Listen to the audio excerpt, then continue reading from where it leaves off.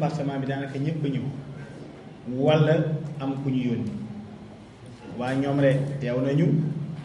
waa Ngeer Malal teew nañu waa Gande teew nañu waa Mbéjéen teew nañu waa Kokki ñu ngi fi waa Kër Momar Sarr ñu ngi fi waa Léona ñu ngi fi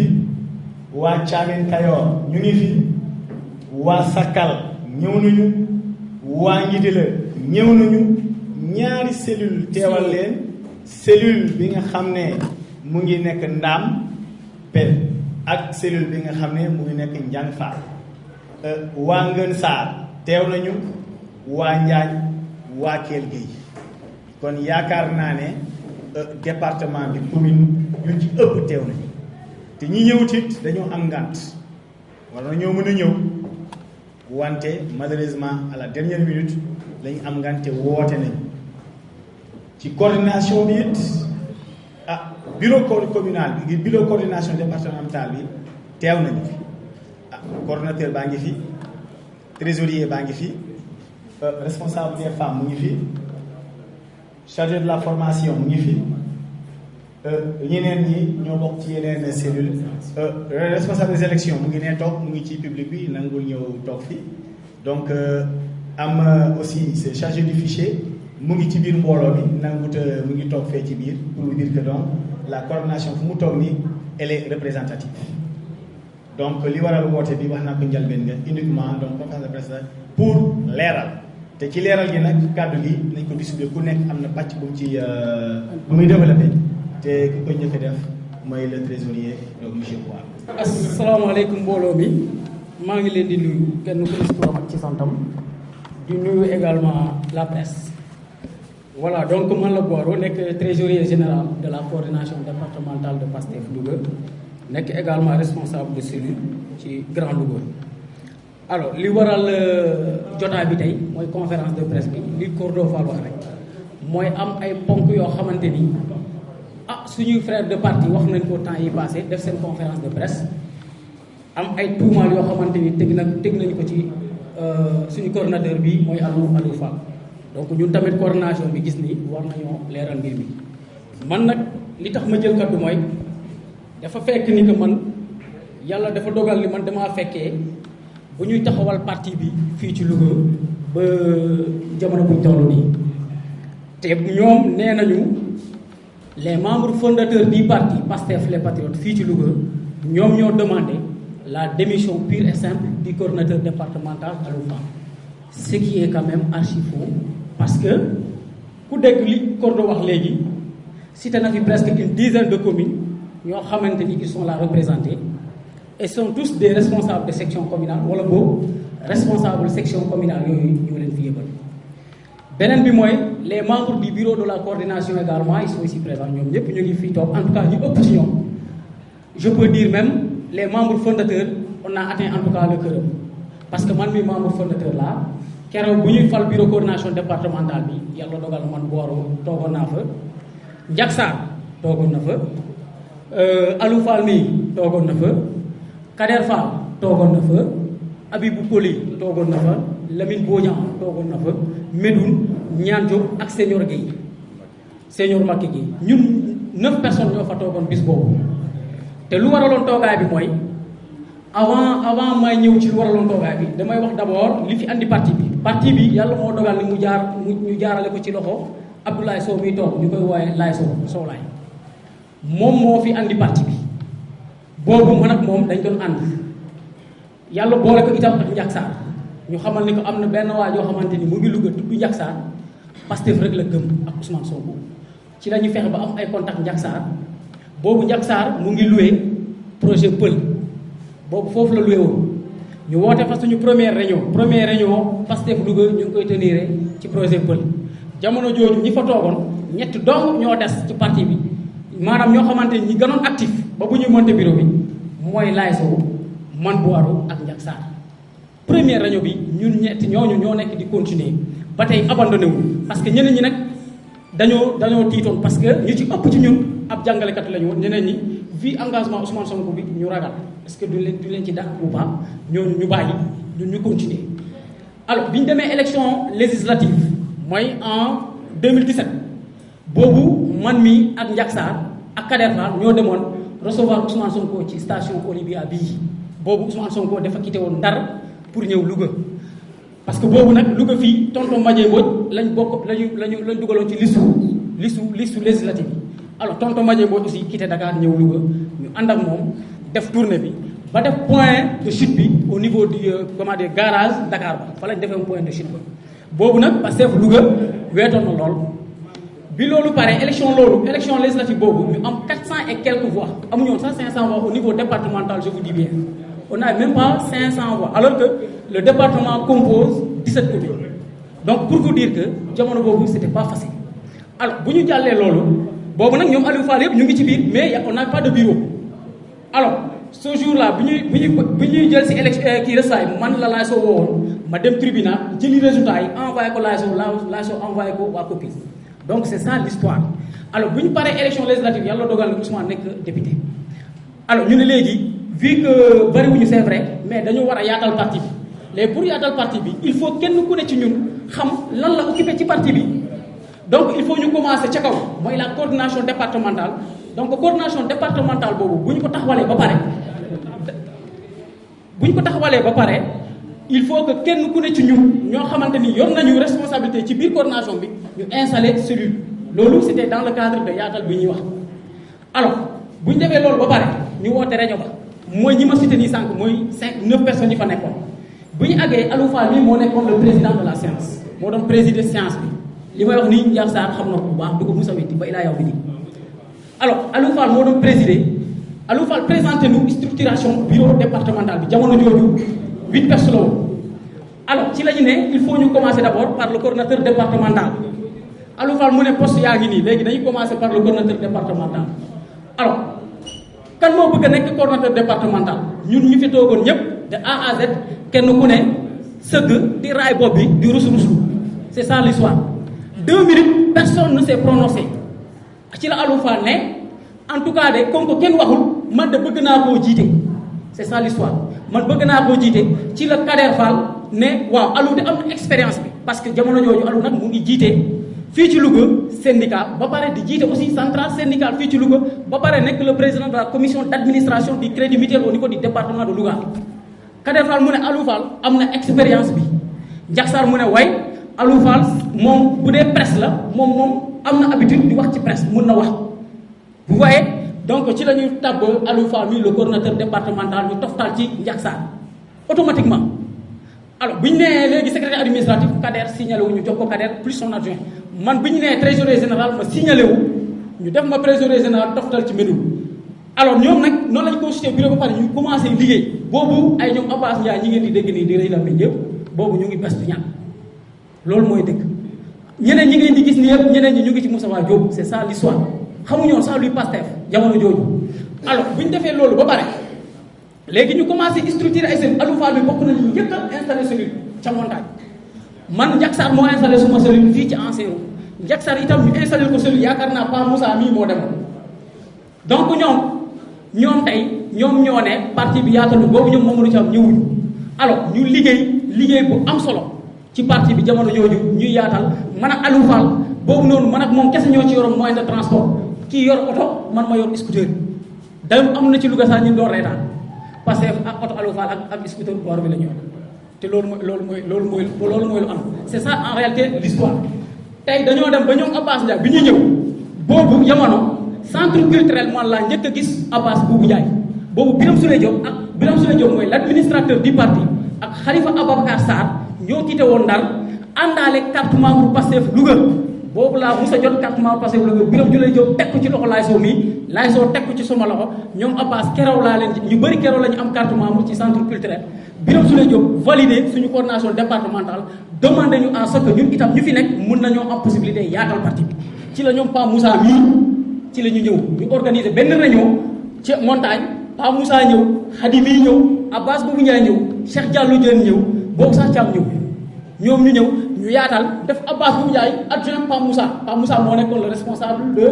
xaw ma élection xaw ma yu mel noonu daal formation ak yooyu noonu alors Abbas nekk adjoint Khadimi ñu fal ko responsable des femmes d'ailleurs ça nee nañu responsable des femmes bu Pastef Louga Jabar Alou Fall c'est ce qui est archi faux. La responsable des femmes de la coordination départementale de Pastef Louga elle est bien là, elle se nomme Khady Sissoko. Donc pour vous dire que boobu ba léegi ñu ngi ci ay manipulation mais tey moom da ngeen di dégg-dégg. Alors donc l'histoire en réalité c'est ça léegi bi ñu demee ba yaatal ñoom Abbas plus tard ñoom Thiam aussi émettre l'idée que dañoo bëgg bokk ci coordination départementale boobu Kader Fall moo nekkoon suñu secrétaire administratif Kader Fall xamal nu ni man fu mu toll nii vu mes activités professionnelles mënutuma continuer parce que bëgguma handicapé coordination départementale bi donc suma poste bi boo leen gisee ku ko soxla jox leen ko ci la ñu wootee réunion bureau départemental fekk Thiam émettre na le souhait d'adhérer dans la coordination départementale ñu ne ko ñun nag Fall mii mu ne ñu man nag ma fi du copte kenn lépp lu ñuy def bureau bi moo koy décider alors ci la ñu oote réunion Thiam ñëw ñu fal ko le chargé de le secrétaire administratif en remplacement de monsieur Kader Fall Thiam noonu la duggee ci bureau donc l'histoire en réalité c'est ça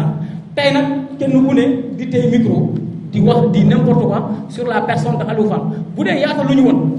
est-ce que ñoom dañ doon nekk tey l'incarnation parfaite de yaatal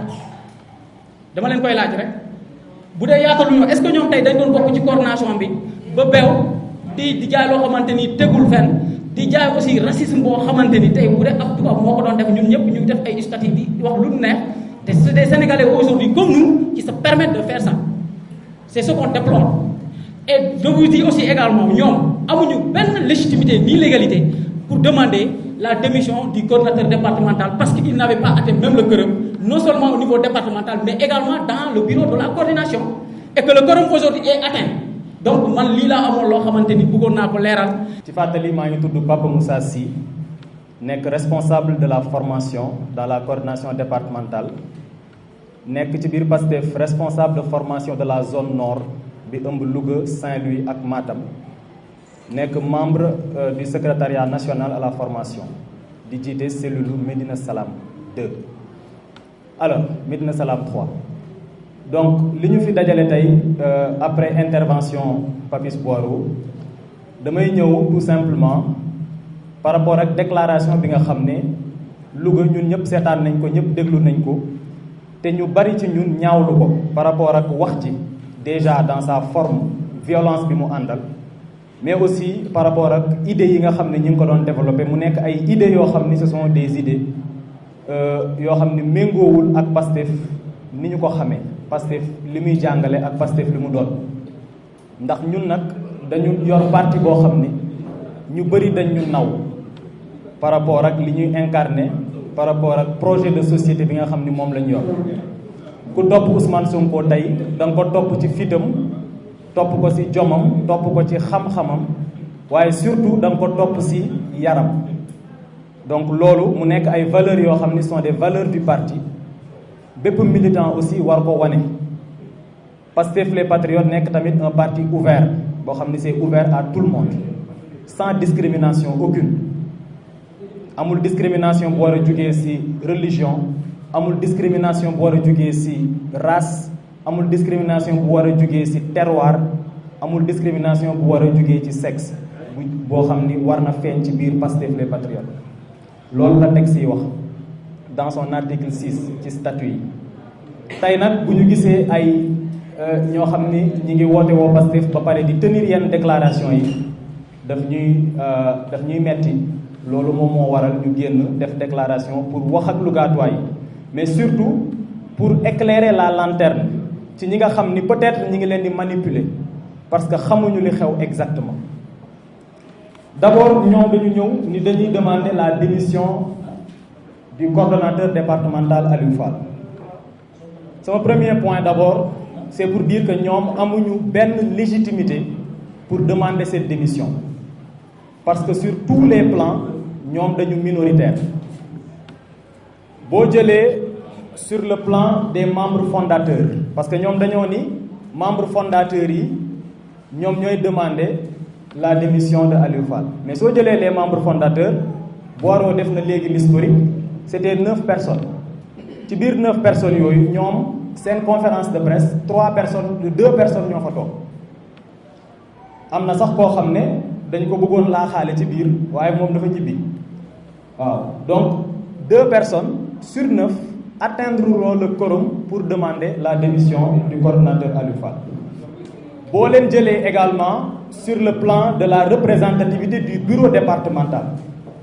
ñoom ñooñu nekkoon foofu ñeent lañ muy le coordonnateur adjoint muy le secrétaire administratif le responsable à la massification ak le responsable des jeunes ñeent ñooñu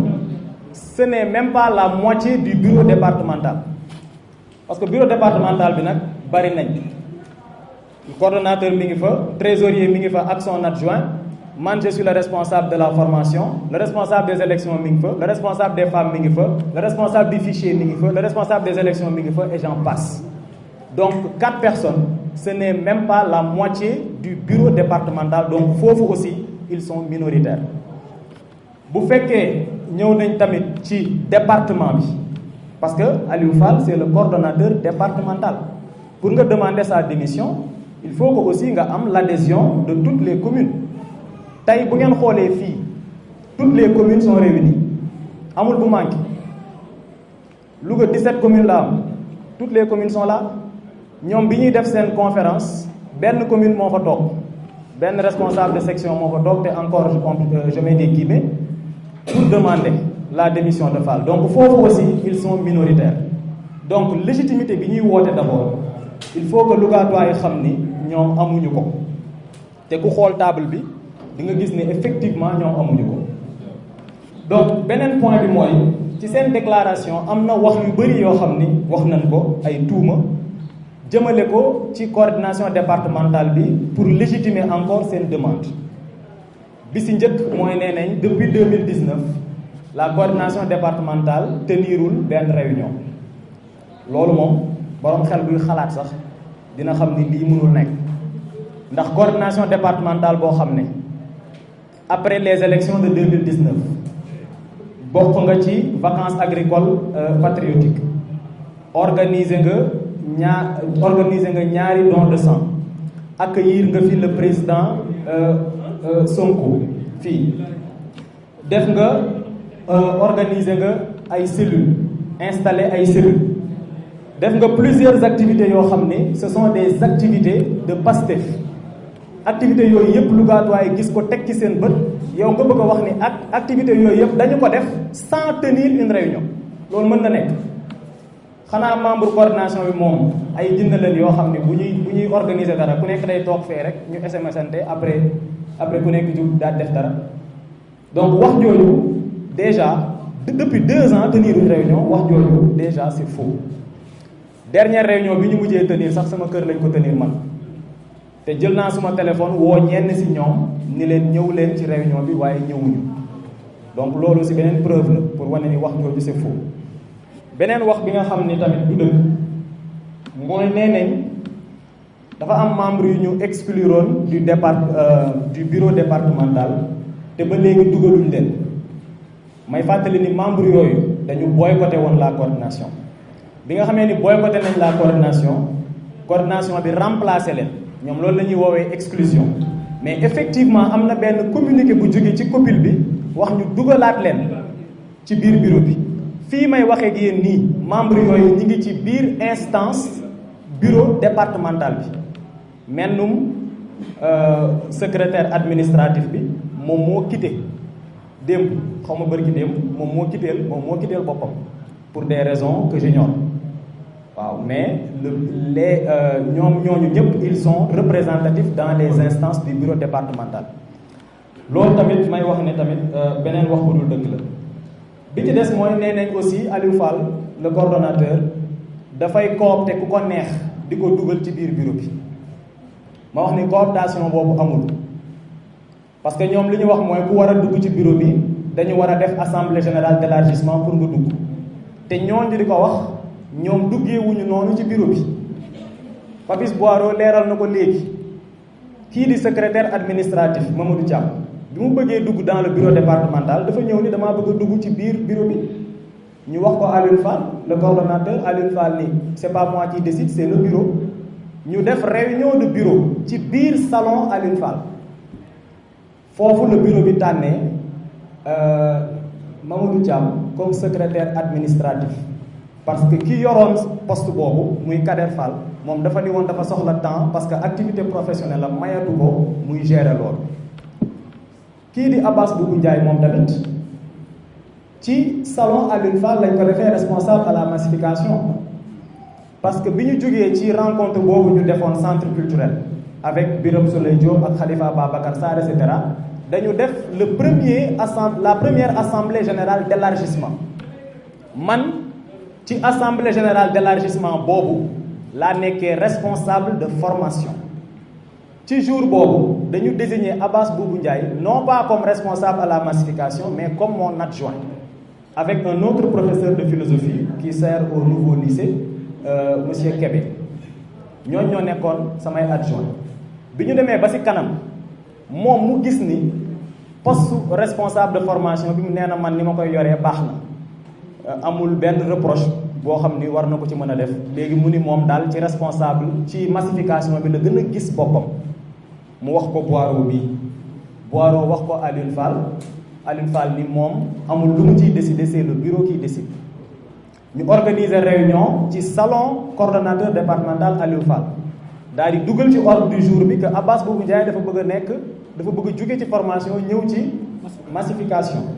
ci salon boobu lañ ko defee moom aussi responsable à la massification donc ñoom li ñuy dénoncer en réalité ñoom noonu la ñu duggee ci biir bureau bi réunion de bureau la ñuy def koo xam ne dafa am parce que loolu yëpp ci biir yaatal la mais aussi pour montrer que tous les militants de Pastef sont sur le même piédestal moo xam kii mujjee ñëw la ak kii njëkk a ñëw parce que nag yow nga mujjee ñëw parce que Mamadou Thiam 2019 la ñëw ci parti bi yow nga ñëw 2019 ñu jox la un poste aussi stratégique que le secrétariat administratif c'est parce que ñi la ko jox aussi amuñu benn boddi boo xam ni bëgg nañ la ko def amuñu benn façon xeex boo xam ni bëgg nañ la ko def donc mënoo wëlbatiku après cela ngay wax ni ñii duñu yaatal dañuy xatal waa Louga te yow tu es l'incarnation parfaite du yaatal de la coordination départementale. donc beneen point bi mooy nee nañ la coordination départementale deful liggéeyam mais coordination boo xam ne dañ ko fiy samp amul fenn ci département bi fu am Pastef tey ngeen toog gis fii yëpp ay responsable de section yu toog yoo xam ne seen dëkk Pastef ma nga fa am ay cellules yu ñuy installé di liggéey loolu liggéeyu kan la du coordination bi ñu dugg ci élection présidentielle ñu bëri jàppoon ni Louga du atteindre nombre de parrainage bi ñuy laaj ñëpp liggéey ci nag parrainage bi ñëpp a ci liggéey parce que dégg naa ñu naan ñun ñooy récolter suñu parrain di ko jox mais yow benn nit da nga mën a récolter 2000 parrains il faut être sérieux parrainage bi ñëpp a si doon liggéey toutes les cellules tous les quartiers dañ doon bàyyi sax ñun suñuy quartier di dem ci yeneen quartier di fa def ay porte à porte man dama doon bàyyi sama quartier di dem ci yeneen quartier di fa animer ay tédébat animé naa tédébat Kër Serigne Louga animé naa ko fu ne Algérie Sancte Baat fu ne donc atteindre nañ nombre bi nga xam ni moom lañ ñu doon laaj ci parrainage bi ci des organiser nañ fi meeting accueillir le président Ousmane Sonko mu nekk meeting boo xam ne réussite la ju boobu man mii maa yoroon le microcentral di présenter Ousmane Sonko ba ñuy xaaj xeer am ñuy daw man maa taxawoon ci podium ba di wax bu fi kenn bougé Louga ndayu kenn moomu ko bàyyi kenn moomu ko ñu lu ñuy ragal dégg nga donc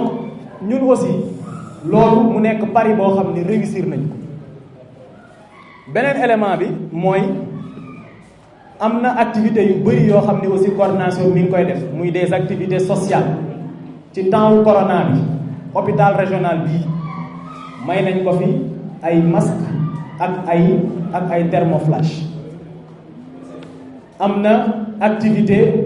d'installation de cellules et de massification yu bëri yoo xam ne aussi dañ koy def pas seulement à Louga mais dans tout le département coordination yi nekk fii coordinateur de section yi nekk fii mën nañu ko seede en dehors de ça aussi ñu bokk ci vacances agricoles patriotiques yi Ousmane Sonko ñëw fi visiter ñu accueillir le président Ousmane Sonko loger ko dans des situations confortables ñu nekk fi añ fi reer fanaan xëy suba dem coordination bi liggéey loolu ñu présent dans la scène politique lougatoise di participer dans les débats di def lu nekk di def des séances de formation nga ni coordination boobu liggéeyul donc loolu aussi pour ñun wax ju yàqu la également. donc gannaaw ba ñu wanee ni ñoom ci seen déclaration yu bëri ay fausseté la yu bëri ay wax yu dul dëgg la dafa am loo xam ne nag dañ ko bëgg wax Lougatois mooy ñu xam l'orientation de Pastef xam aussi Pastef ban genre parti la parce que ñun parti de rupture la ñu woote mënuñu woote parti de rupture ba pare yenn këreel xiiroo ak ŋaayoo yi daan am ci yeneen parti ñu koy gis suñu parti juste pour des querelles de positionnement parce que ku leen dégg ñu wax rek da ngay gis ni ñii dafa am ku leen di déranger dañ ko fi bëgg a jëlee ñoom ñu toog te lim leen di déranger ci benn aspect donc la nag seen wax ji yëpp parce que li ñu jël ëmb ko toftal ko ci yëpp ay lay la rek mais li leen intéressé lépp mooy Aliou Fall dëkkul Louga loolu nag mu nekk wax yoo xam ni c'est contraire aux principes et textes du parti parce que Pastef dans son article 6 dafa ni le parti est ouvert à tous les Sénégalais dans le respect des libertés individuelles et collectives lorsqu'ils adhèrent au présent statut sans distinction aucune qu'elle soit fondée notamment sur la religion, la race, le sexe, l'ethnie ou le terroir. kon am na wax yoo xam ne boo koy wax yow sa patriotisme sax dañ ko war a remettre en cause te waxu discrimination yooyu nag malheureusement mi ngi commencé xew Louga te waxuñu ko rek di wax naan diw dëkkul Louga mais am na yenn village yoo xam ni sax peut-être après yenn responsable yi dinañ ci ñëw yeneen i wax lañ fay wax ay ñi sant loo ñi sant nangam waruñu leen a jiite wala ay ñi yéen seen maam moo sant dëkk bi donc ñii waruñu leen a jiite ak yu demee noonu. Un parti moderne ne fonctionne pas comme ça un parti de rupture comme Pastef les Patriotes mënul fonctionner noonu il faut que rupture bi nga xam ne ñun dañ koo woote mu feeñ ci lépp te ñun mënuñu ànd ak Ousmane Sonko mi nga xam ni moom il a été victime de toutes sortes de discrimination am na ay temps ñenn ci pouvoir bi génnoon di wax naan Ousmane Sonko rebelle la lan moo tax ñu jox ko une connotation rebelle parce que dafa màggee Casamance juddoowu fa Thiès la juddoo dafa màggee Casamance Sonko la sant joolaa la xam nga xeetu discrimination yooyu donc ñun mënuñu am victimisation mënuñu nekk victime de ces formes de discrimination ba pare à la base ñu koy wëyal bi ci des mooy lan mooy dëkk ci Louga lan mooy dëkk ci dëkk est-ce que dëkk ci dëkk mooy juddoo si dëkk est-ce que fii kenn ku nekk si ñun dafa tànn fan lay juddoo kenn tànnul fi ngay juddoo mais nga nekk ci dëkk nekk fa 25 ans wala lu teg takk fa soxna say doom juddoo fa nga fay tabax kër mais kan moo la mën a génnee ci dëkk boobu nañ bàyyi caaxaan yi yow moomoo Louga c'est-à-dire yow moomoo Louga ba fii génnee kenn su fekkoon sax Aliou Fall dafa ni man damaa bëgg a nekk maire Louga sax ñu mën a wax mais boo xam ni déjà moom dafa ni bépp Lougatois bu ñëw am ay ambition pour la mairie te projet bokk ak le projet de Pastef man pare naa pour ànd ak yow topp sa ginnaaw waaw léegi kon où est le problème fan la problème bi nekk problème bi nekkul fenn fu dul ci jalousie ak haine léegi nag loolu rek la léegi nag il faut que ñu arrêter genre wax yooyu parce que daf ñuy tardel parce que ñun dañu am enjeu ñun dañu xam enjeu yi et puis il faut que ñu xam ni aussi le pouvoir du bàyyi Pastef rek muy développé wu noonu de dina jël ay nit ñoo xam ni dinañ ñëw taxaw di wax ni ñun ay militants Pastef lañ fekk en réalité tas parti bi la ñu bëgg ce sont des infiltrés Pastef ma wax leen ko tey c'est un parti très infiltré te te yu bëri nag xam nañ ko ci am na ñu bëri ñoo xam ni dugg nañ moo tax ma bëgg gis nga kuy wax rek déglu leen li muy wax parce que ñun nag yàlla may ñu xel pour que ñu ñuy entraîner ci ay wax yoo xam ne ay wax yu teguwul yoon la ku nekk am nga sa xel am nga capacité de discernement boo xam ne boo déggee wax bu teguwul di nga xam ni lii teguwul moo tax kuy wax bàyyi leen ko xel parce que nit bu ñëwee toog ni la man yàgg naa bëgg dugg Pastef waaye ba ma déggee ni ka koy jiite dëkkul Louga damaa toog dugguma waaye léegi comme yéen a ngi naan moom na dégagé kon man dinaa ñëw ndax man ku dëkkul Louga du ma jiite te li ma ci gën a neex mooy ka koy wax moom mi ngi yor ñaari nationalité bu réew mi doon tàkk day dem ambassade France dem yoonam yow sa sénégalais yi te sax dañ koy remettre en cause ngay wax yu mel noonu Pastef du parti discrimination Pastef du parti sëmbaxloo ñun dañ ñu xam xolal ci posé xam ñu ci xam-xam xam ñu ci ay projet ak ay développement de société actuellement suñu enjeu lan la waroon nekk mooy ban programme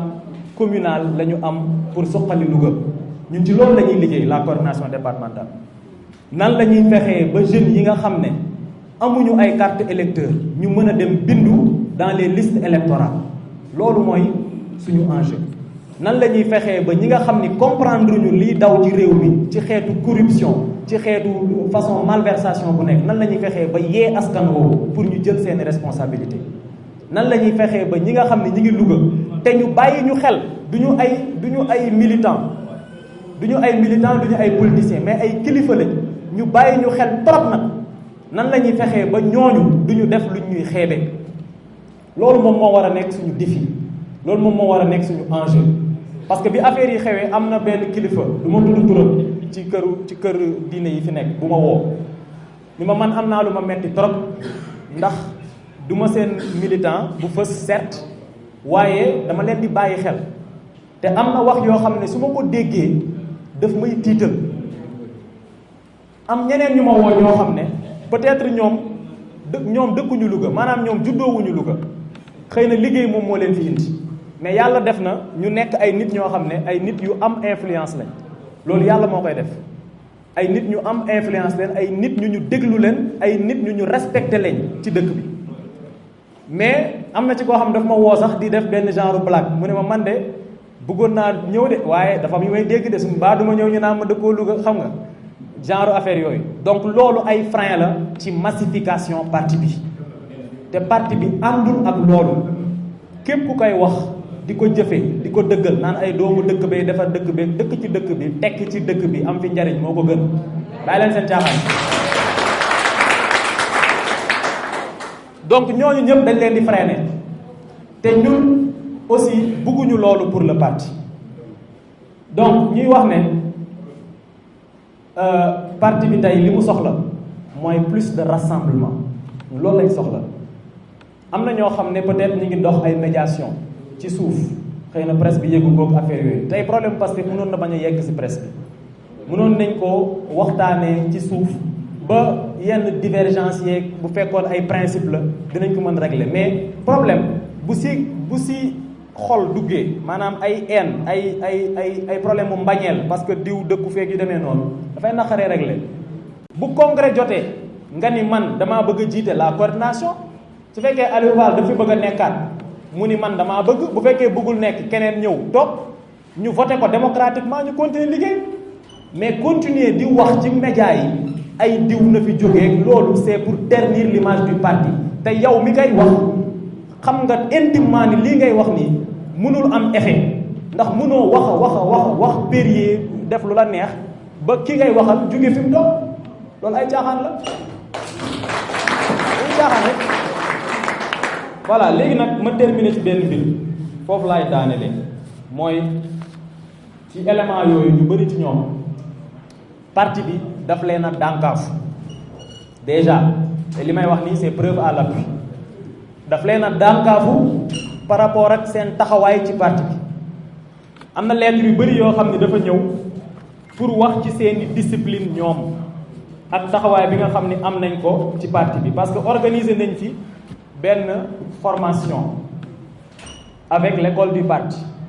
le directeur de l'école du parti Moustapha Sarré nekkoon ci formation bi ak le directeur adjoint Amadou Bababo ak Gorgui Massamba Boye mi nga xam ne moo doon def formation bi. formation bi naka la démarré rek c'était dans un groupe WhatsApp ñoom ñëpp di commencer di quitter di boycotter formation pour saboter ba directeur l'école du parti jël ma ci suuf ni ma waa Moussa lu xew fi ma ne ko ñii de dañoo bëgg a saboter formation bi mu ne ma ah lii de bu dee loolu la moom lii moom c'est une indiscipline totale. loolu benn élément beneen élément bi ci li nga xam ni ay acte d'indiscipline la yu COPIL bi noté lii may wax ni mooy le premier communiqué bi nga xam ni COPIL yónnee na ko la coordination départementale de Louga pour tas la section communale parce que section communale dañ ko tas du Aliou Fall moom moo ko d'accordul de c'est le COPIL qui n'est pas d'accord COPIL bi moom moo fi yónni commission de résolution de conflit ñu ñëw enquête ku nekk daal di def seen rapport daal ni nous prononçons la suppression du bureau de la section communale de Louga par rapport ak discipline ma doon wax léegi ñu ni rappeler damay lire rappeler à monsieur Ndiak Sarr et CIE qu'ils doivent se conformer aux directives et à l'esprit du parti en termes d'alliance, de comportement et de tenue. Lu jëm ci alliance bi naa ñëw après. Donc yàgg nañ leen recadrer ñoom pour ñu am discipline de parti parce que loolu nag dafa baax discipline de parti dafa baax parce que ku nekk ci ñun en tant que militant de Pastef école nga dañ lay xool di jàng ci yow man ba ma bokkee Pastef laa commencé am sax yenn affaire yu may parce que damay bañ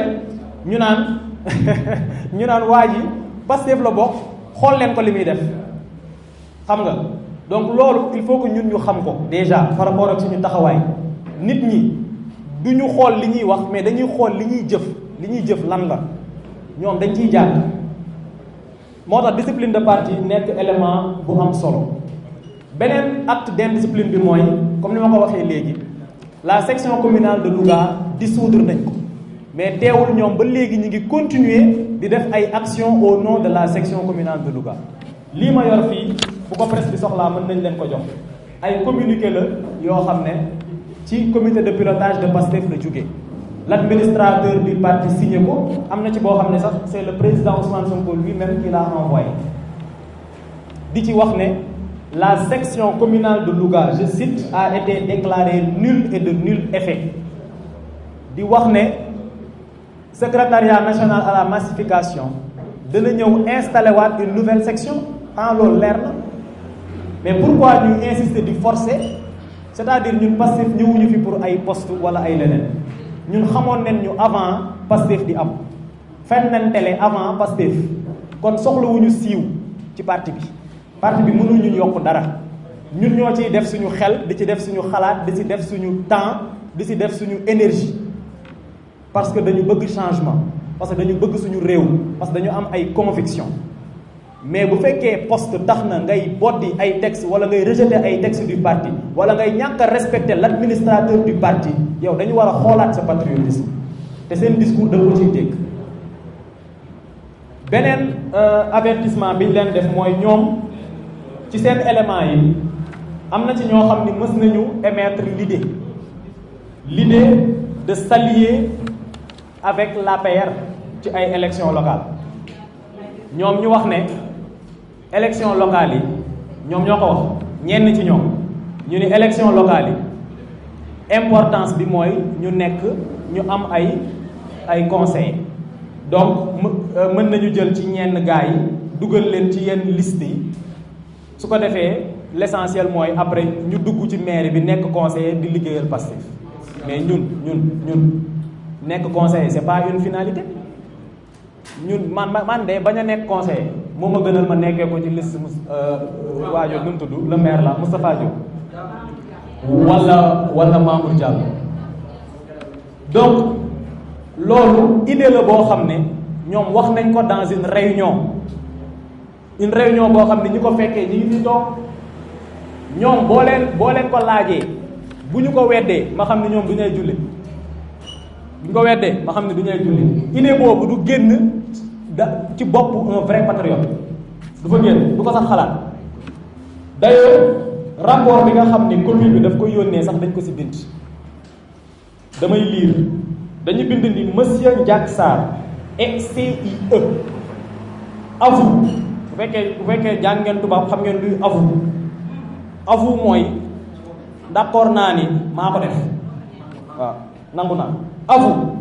avoir émis l'idée d'alliance avec des membres de l'APR pour les échéances locales sans l'avoir matérialisé par des actes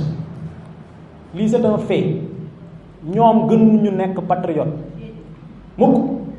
mënul sax nekkuñu nag ñun dans le parti pour siiw nekkuñu dans le parti pour monopoliser ay Facebook di dugal suñu ay photo di def yi kenn xamul y a beaucoup d'activités de terrain yoo xam ni mën nañu ko def te soxlawul ñuy photo suñu bopp donc koo xam ni yow siiw moo la dugal ci parti bi parce que parti bi amul le culte de la personnalité liggéey bi liggéeyu mbooloo la wax naa sànq ni même élection présidentielle yi ñun dañ doon bàyyi suñu ay koñ di dem ci yeneen koñ di fa liggéey mais tey malheureusement da ngay gis ni après les élections présidentielles su koñ yooyu amee résultat yu baax waa koñ ba dañuy génn wax man sama koñ dama faa gagné man sama koñ dama faa liggéey comme si yow kese yaa ko doon def mais nañ bàyyi yooyu man koñ bu nekk dugg naa fa porte à porte fu nekk dugg nañ fa récolter ay parrain fu nekk toog nañ fa di wax Pastef te dëkkuñu foofu quelque fois sax da ngay fàtte sa koñ yow doo ko def sa koñ mais da nga koy dem di ko def feneen di ko def Thiamène di ko def yeneen dëkk sax parce que ñun li ñu bëggoon période boobu mooy Sonko gagné seetuñu woon fii lañ dëkk man sama bureau wala sama ay koñ politique ancienne boobu nga xam ni bu sa koñ gagné da nga naan sama koñ gagné na yow sa koñ dañ la faa gagné di ñàkk fay demee nekkuñ ci loolu donc may terminer di wax ni il faut qu'on sache raison garder et que militants yi aussi nañu bañ ku leen divertir on a beaucoup de choses à faire te bu ñu continuer ci anam bi dinañ jeexal suñu doole ci loo xam ne jaru ko di wax ne nag coordination départementale bi day wax benn yoon ci lii du si waxaat de du ñu nekkaat fii di tontu di wax ku nekk di wax ñu lay tontu de dañuy wax pour leeral benn yoon mu jeex parce que après dañuy jublu si liggéey bi nekk si leneen travailler Louga toi bu bëgg travailler avec ñun on travaille képp benn patriote bu fi nekk moo xam de la diaspora wala au niveau local tu viens on travaille comme ni ñu ko yàgg a defee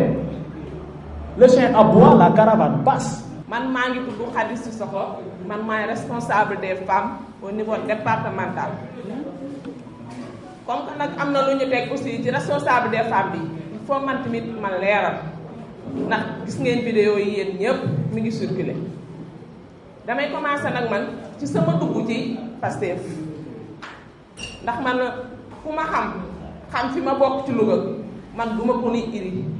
lu may dugg conviction laa ciy duggee sama xel laa ciy duggee ngëm-ngëm laa ciy duggee kenn du ma yóbbu fu ma neexul man maa commencé di suivre Sonko depuis 2014 ci biñ ko dindee fonction publique mu naqari ma ndax man bëgguma ku ñuy néewal doole may suivre ay activités pas à pas déclaration bu mu def ma lire ko fu ñu koy wanee journal xale dañ may wax daw si sa kii leader baa ngi wax te boobu nekkagul dara ma koy suivre di ko suivre ba vers les années 2015 2016 un jour ma ciy waxtaan ak coordinateur mii mu ne ma ñun de sa leader bi ngay wax am na parti léegi boo nga xam ni moo koy soutenir parti bi Pastef la tudd man ko avant mu ne waaw man ko man de musuma def politique mais moom dina ma jaral nag dugg dans la scène politique ndax nag yenn saa yi sax damay culpabiliser sama bopp ne comme que man damaa féete ci banc de touche bi di tàccu rek kon li xew si réew mi man am naa ci part de responsabilité il faut ma engagé wu quelque part bi ma demee nag ba gis projet Pastef ndax man de fonction je suis agent de développement bi ma gisee projet Pastef mu intéressé ma neex ma am li nga xamante ni aussi bokk na man ci sama liggéey ma ni fii mën naa fi engagé wu ci laa commencé di waxtaan ak coordonnateur mu may envoyé seen ay documents may lire di gën a perfectionné wu ba si législative 2017 yi bi ñu bokkee ci ndawu askan bi man liggéey naa ak ñoom boobu bu ñu daan réunion salle coordinateur ñett nit mbaa ñeent nit a fay nekk man maa fa daan nekk si jigéen ak benn maire bu tudd Anta bu daan représenté kiiwu ñoom Mbargu Cissé maire bi marché la daan jaayee kon man bu Sonko nekkee député sama carte bokk na ci carte yi ko fal ndax depuis boobu maa ngi fi Pastef di ca liggéey suñu waa kër nag ñëpp dama leen a coloniser bu soogee di waxtaan sax damay changer débat bi jëme ko ci débat Pastef ba mujj gi maire ba daanaka maire bu mag ba ca kër ga moo njëkk a nekk mag bu njëkk a jënd carte membre Pastef fii si Louga kon man yaakaar naa ni ñii di wax ñii ñëpp xëy na buñ ma jiitoo Pastef it bariwul ba bi fi ñoom Birame Souleye di aw coordonnateur woo ma ne ma suba Birame Souleye ak un certain Sarr dañ fiy aw 2017 centre culturel fa laa njëkk a ñëwee activité Pastef ma tase fa ak Abbas Boubou Ndiaye parce que on se connaissait avant daawoon nañ bokk ONG di fa liggéey jour boobu centre culturel ñaari activité fa amoon grande salle bi am na la fa xewoon petite salle bi am na la fa xew bi ma gisee dafa maa gàttandu ne ma j'espère que ñëwoo ci beneen activité bi man kaa man de activité Pastef laa ñëw mu ne ma ah c'est bon kon yow ñoo bokk fi ñu ñëw ñu taxaw noonu waxtaan tuuti affaire bi démarré ci laa njëkk jour boobu salle ba ñett nit dafa nekk ñett jigéen dafa nekk ñett ba may tooñ yeneen patron ne leen bu ñu amaatee beneen réunion ku ci nekk na jabaram ñëw ku ci amul jabar ki ngay àndal na génn su ko defee jigéen ñu commencé di ñëw foofu laa njëkk a tàllalee sama loxo ne bu benn jigéen dee nekk Pastef man lay doon bu soobee yàlla loolu moo ma dugal Pastef bi ñu jógee foofu ñu woote benn assemblée générale d'élargissement si école les pyramides bi ñu ñëwee foofu lañ doon élargir jour boobu la Abbas Boubou Ndiaye dugg moom mii di wax jour boobu la dugg ñu def ko adjoint chargé de la formation Cheikh Diallo Diène JPS jour boobu la dugg man mii di wax ak yéen jour boobu laa dugg te dañoo ni responsable des femmes ma yëkkati sama loxo ña fa nekkoon jigéen ña fa nekkoon bariwul ñu ne kon bàyyi leen ko mu jiite noonu laa duggee Pastef man kenn koptewu ma kenn iriwu ma kenn neexalu ma pour ma dugg Pastef sama conviction bopp moo ma ci dugg nee nañ nag madame Fall mooy responsable des femmes jëkkëram da koo jël def ko responsable des femmes jigéen ñi nga xam ne ñoo bokk coordination des femmes bi ñu ngi fii toog nañu salle coordinateur di élargir suñu bureau Mami Sonko duma bàyyi ma fen mu ne nañu woo madame Fall mu jël poste dafa dégg loolu rek wax dugg si ne lan ngeen wax ñu expliqué ko mu ne bu leen ko jox poste na nekk patriote ba Mami Sonko mais xuloo ci ak moom bu dul dëgg na ma ni du dëgg kon kii tere jabaram ñu jox ko poste ci bureau jigéen du jël jabaram du ko def responsable des femmes kon foofu tamit c'est archi faux waaw bu ñu jógee foofu nag ñun coordination jigéen ñi ñu commencé di liggéey di dox gis nga man mii di wax ak yow bokkoon naa commission massification bokkoon naa Abbas dama daan ànd ak moom ñuy wër luuma yi dem nañ fi lew na dem nañ fi póotu fu ne dem nañ fa di massifier man ak moom waaw su ne nii nag mu woo ma ñu def coordination bee ñu daan jox paas te jamono yooyu coordination bi moo ñu jox paas ñuy wër luuma yi te parrainage bi sax am na ay parti yu ñu parrainé ci luuma yi lañ parrainé kon bu ñu nee jigéen ñi aussi liggéeyuñu man yaakaar naa ne c'est archi faux ku xool salle bi ni mu mel nii da nga xam ba xam coordination jigéen ñi ngi liggéey wala liggéeyuñu ci activité Pastef man nii gàmm bu ñu mës a convier le parti ànd naa teg ñoom waaw wàcc ko sama jëkkër tëral ko ànd ak ñoom su dul dëgg ñoom boireau bi ak ñoom Pa Moussa ñoo daan ànd coordinateur bi ñuy dégagé loolu nag toog nañ ciy saalam añ ay añam reer ay reeram otoom yàqoo ci tournée Pastef otoom tournée Pastef la njëkk a yàqoo fii dëkk bi kër si ñu jógee Gàmbe mu taw ñu aw si ndox bi ñu ñëwee ba kër si nii fa la oto bi yàqoo fa la fanaan loolu xew na si Pastef te man fekkee naa dañ daan sol suñu daal dañuy jigéen ñi di wër suñu moroomi jigéen ñi di sensibiliser pour ñu ñëw bokk si Pastef bu ñu sensibiliser ba mu bokk Pastef ñu fexe ba taxawal la cellule c'est pas pour rien ñu am 6 ba 7 femmes yoo xam ne ay responsable de cellule lañu kon buñ nee coordination jigéen ñi liggéey bi man dama naan c'est archi faux waaw Mami Sonko ngi nii toog responsable cellule bu dul dëgg na wax ndeen waara nga ne responsable cellule Fatou Kanté nga ne responsable cellule la Ndiémé Ndaw responsable cellule la dafa dem examen moo tax ñëwul ñëw na d'accord madame Diouf Ndeye Awa rakkam moo feebar mu toog fa responsable cellule la Seras cellule njaag la bokkoon njaag di ko mal ma ne mu génn cellule ba créé cellule boppam Fatou Kanté ne cellule njaag la bokkoon ba ñuy monté ñoom seen soi-disant coordination communale ba mu dem bëgg a jël poste njaag def doo jël poste ndax nekk ko responsable cellule ñu seet ko fa nekkul poste ba bëggoon ñu jox ko mu ne ko à partir d'aujourd'hui génn naa sa cellule damay créé ci sama cellule boobu la dem créé cellule madame Diassé responsable cellule récemment fii sanc ba am na fa 4,5 femmes responsables cellule madame Sadio mii ñu ngi ci ay pourparlers bu ñu jógee fii après tabaski bi day installé cellule kon su ne coordination jigéen ñi liggéey ma dellusiwaat fee archifo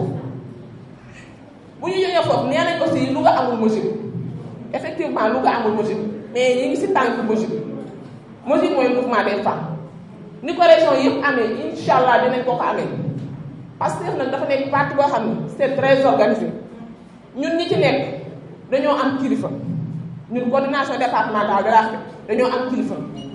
du ñu def dara à l'encontre du parti maa ngi si doon waxtaan ak la présidente nationale ba ñu jàppoon date bu kii ko mais pandémie bi ñëw ñu sursoir activité yépp mais jusqu'à présent ñu ngi wax ndax man maa ngi ci mesure nationale kon incessamment Louga dina am MOJIP bam comme MOJIP yépp bu soobee yàlla bu ma paree nag te waxuma jigéen ñi ku ci dellu na gën a góorgóorlu na gën a yaatal ndax ñii di wax yore seen làmmiñ di wax yépp ci yaatal la ñu duggee waaw man ñii di wax ak yow dem naa ci rajo ngi di la FM invité na ma si turu Pastef ma dem kon yaakaar naa ne bu ñu nee jigéen ñi liggéeyu jigéen ñi ñoo ngi liggéey xam nga am na lu mu fàtte ñoom organisé nañ ci tournage Scrabble au nom de Pastef daal di koy parrainé Ousmane Sakal Dieng la xam un responsable APR ils l'ont fait ici à Louga ñoom man damay yaakaar ni est-ce que sax ñoom bëgg ñoo jaay le parti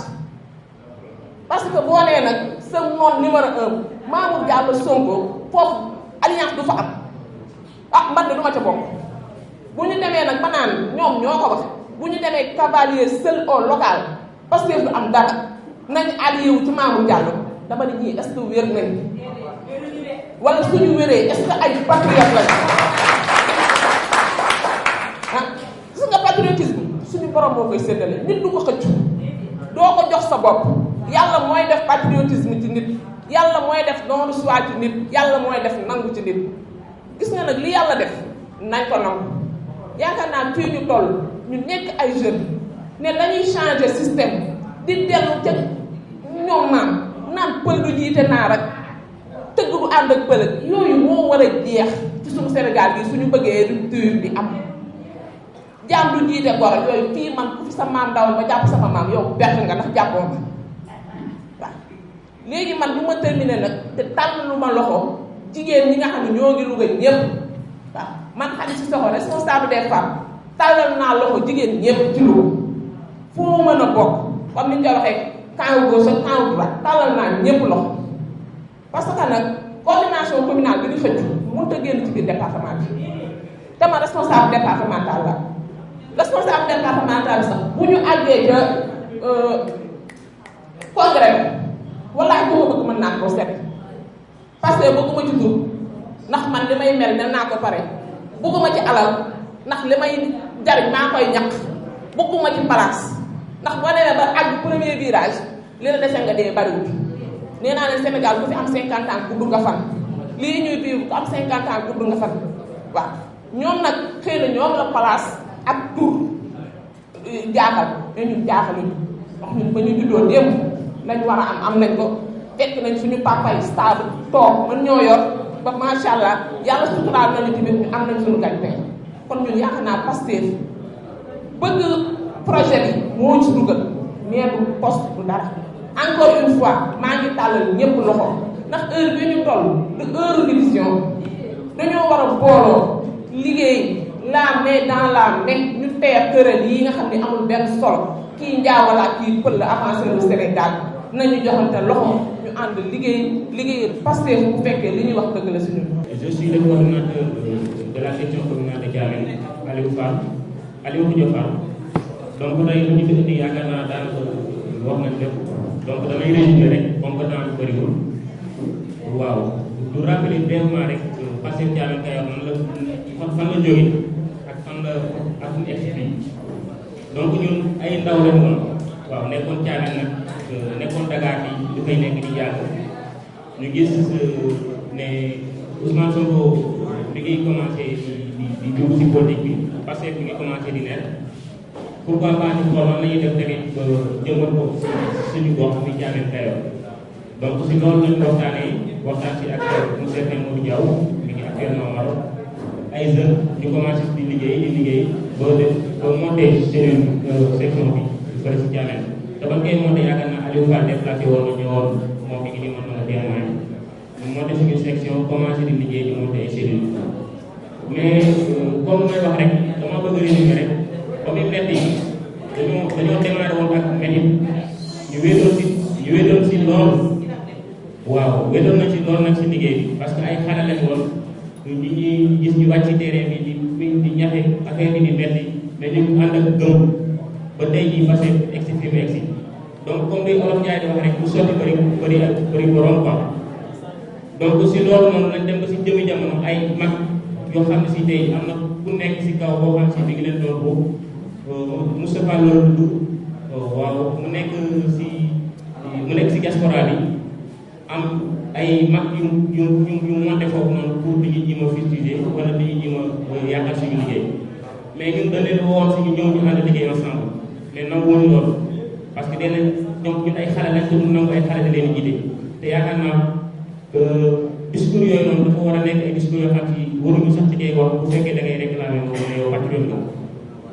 te ñun à chaque fois dañuy woote réunion à chaque fois dañuy def suñu ay déplacement dem waxtaan ak ñoom pour juste que ñu ñëw ñu travailler ensemble mais mosuñu woon nangu parce que nee nañ ñoom du nangu ay mag ay xale di leen jiite te ñoom ñoo ñu expérience politique wala sama papa moo fi def lii wala si famille bi laa woo parce que discours yooyu rek moom daanaka lu xew ko pratiquement moo koy jaar te loolu lu ko def lu ko ñii la déparé parce que Yak Sarr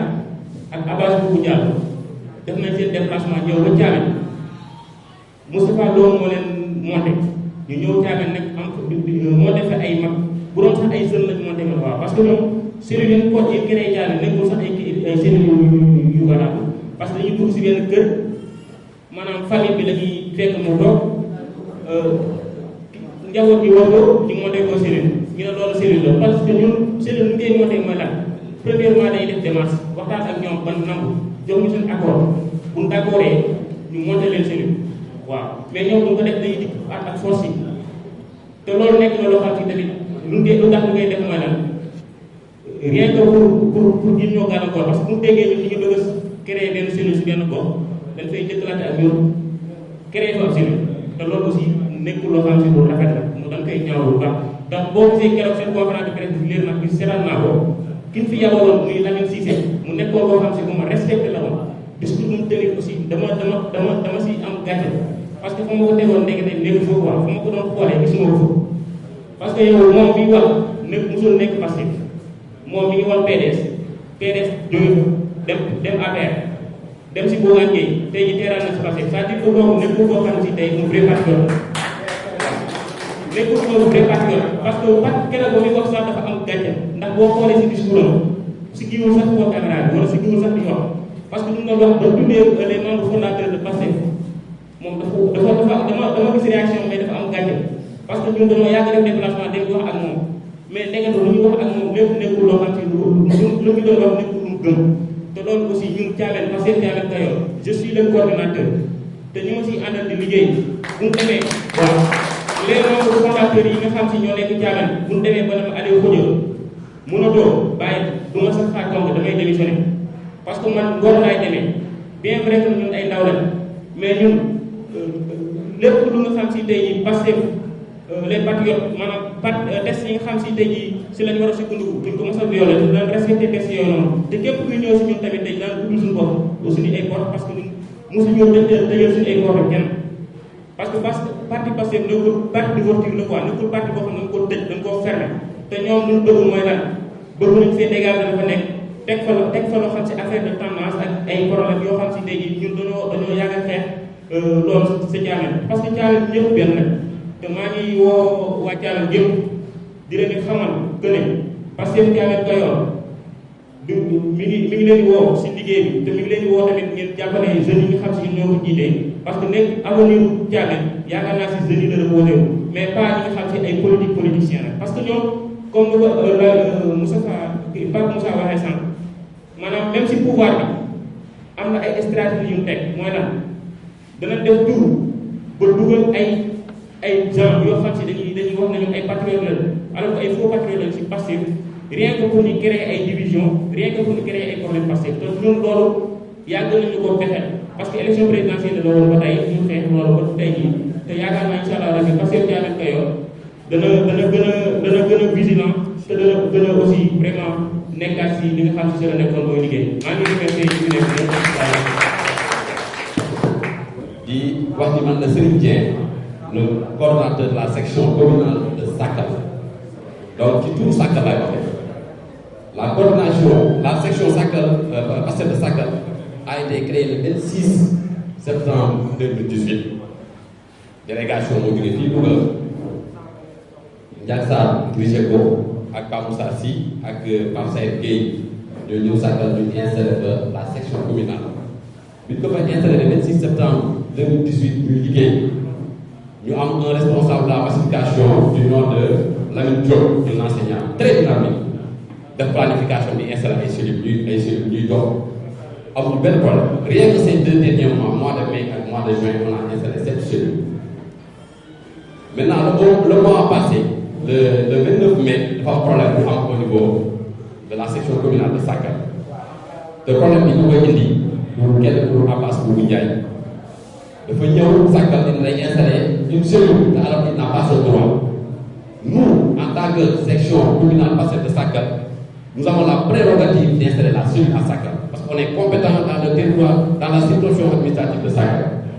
bi mu déplacé wu ñu ngi ne bëgg a ñëw le 29 mai dinañ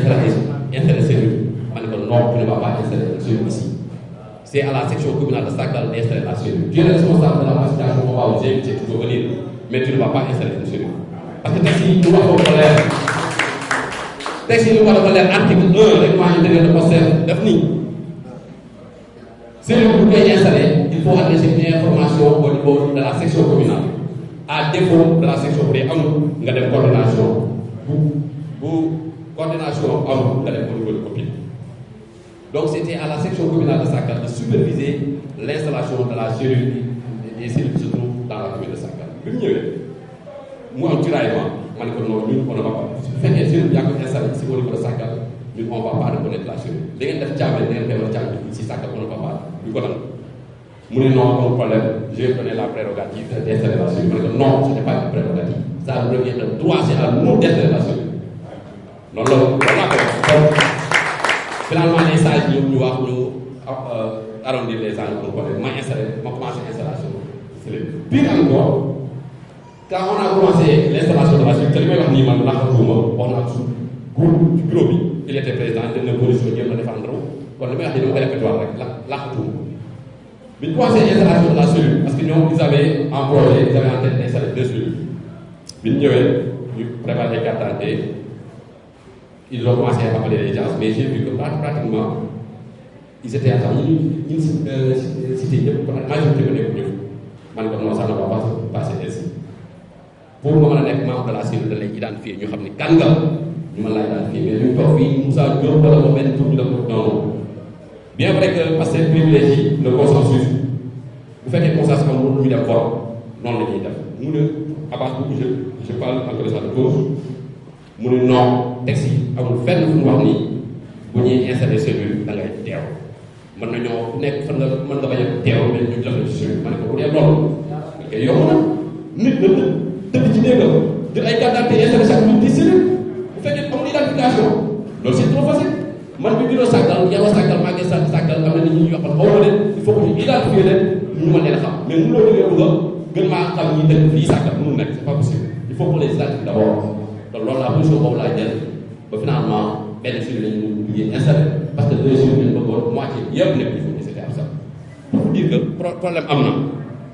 mais problème bi dañ ko yemale à Louga pour ñu dem au niveau des communes rurales di fa ñun à SACA on n'a aucun problème depuis 2018 on travaille il y a aucun souci problème amu fa donc ci gàttal rek may lancer un appel di wax également que ni li ñuy wax ñoom naan Louga ak Louga 3 loolu c'est un principe contraire au PASTEF man Aliou Fall mii ànd ak moom parce que ça fait Aliou Fall man ce sont des principes laay gëm Ousmane Sonko sax man sa personne mais principe yu ñu defal laa gëm le projet de société de PASTEF loolu laa gëm l'actuel maire de Mbour il s'appelle Moustapha Sarr c'est un proche parent à moi il est à son deuxième mandat comme maire de Mbour te bëgg na am troisième mandat pour maire de Mbour te il n'est pas de Mbour il est né à Sakka moo tax man loolu fu nga yëkkatee moo ci moo ko défendre Louga ak Louga je suis contre ce principe damay rappeler rek ni j'ai commencé à faire la politique à Diourbel j'étais affecté à Diourbel comme professeur ma dem di def politique foofu nekkoon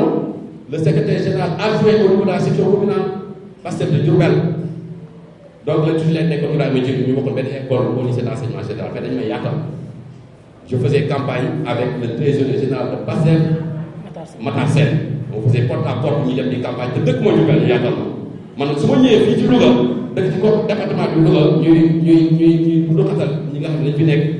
non du ma ko nangu je ne peux pas accepter ça c'est pourquoi je lance un appel solennel à tout le monde ma leen wax ni actuellement l'heure est grave l'heure n'est pas à la division mais à l'unité on doit s'unir on doit être ensemble comme un seul homme pour gagner ces élections locales donc maa ngi leen di woo yéen ñëpp ngeen am plus de revenus ñu nekk benn comme disait l'autre à défaut de pouvoir arrêter le temps il faut marquer le temps d'arrêt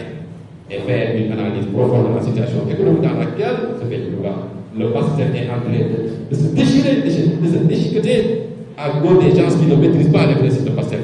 Donc loolu on ne va pas l'accepter de ko nangu ci gàttal maa leen di gërëm di leen sant wasalaam. mais bëgg a rappeler ne que rek suñu mission coordination départementale bi ko mot na parce que moo doon implanter les partis dans tout le département te def nañu ko. te ñu xam ne que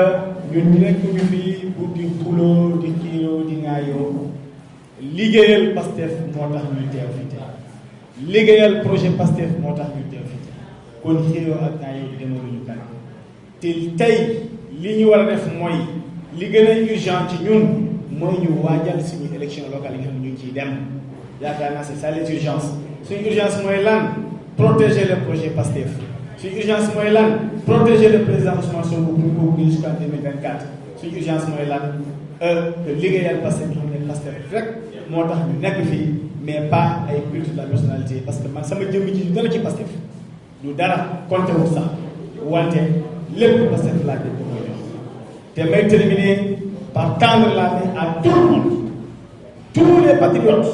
yi nga xam ne ñu ngi dëkk Louga waxuma ay juddoo ba ñu dëkk Louga nga xam ne fii lay yeewoo ñëpp ñi nga xam tànn leen seen loxo te ñiy betteeku sax ñoom sama njaboot la ñu bokk